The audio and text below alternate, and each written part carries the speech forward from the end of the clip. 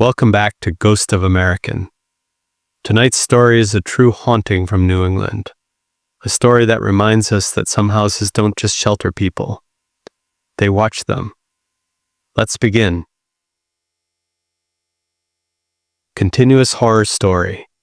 In 2016, a couple named Thomas and Emily moved into a beautiful old Victorian house about 40 miles outside of Boston.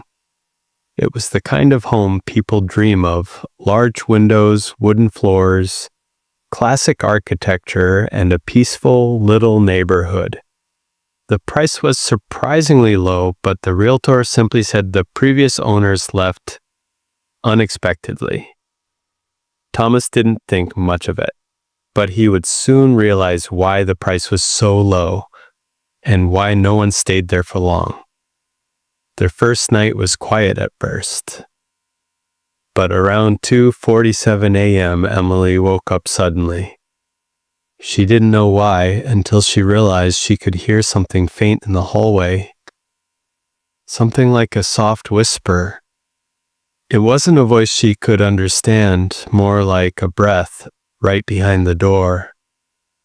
When she turned her eyes toward the bedroom entrance, she froze.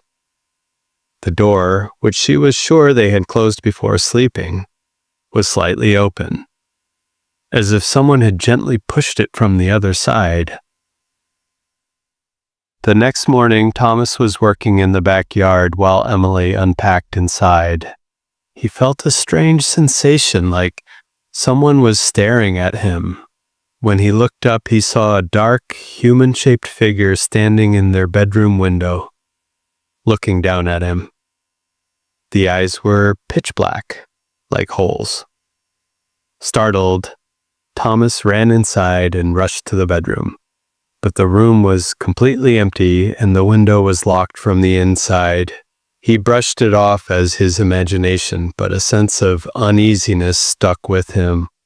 That night, something even stranger happened. Around 1 a.m., the attic door slowly began to creak open on its own. The sound was painfully slow, like someone wanted them to hear it.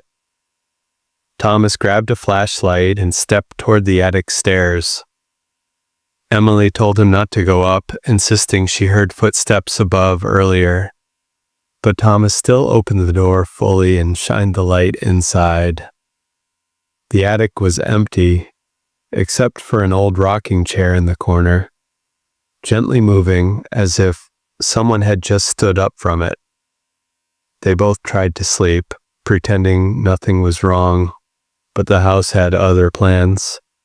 Just when they started drifting off, the same whispering from the night before returned. Only this time it formed words. Deep, distorted, and angry, it said, "Get out." Emily grabbed Thomas's arm, terrified. Then, out of nowhere, a loud thud hit the bedroom wall, so hard that the bed shook. But there was no room behind that wall, only darkness and old wooden beams.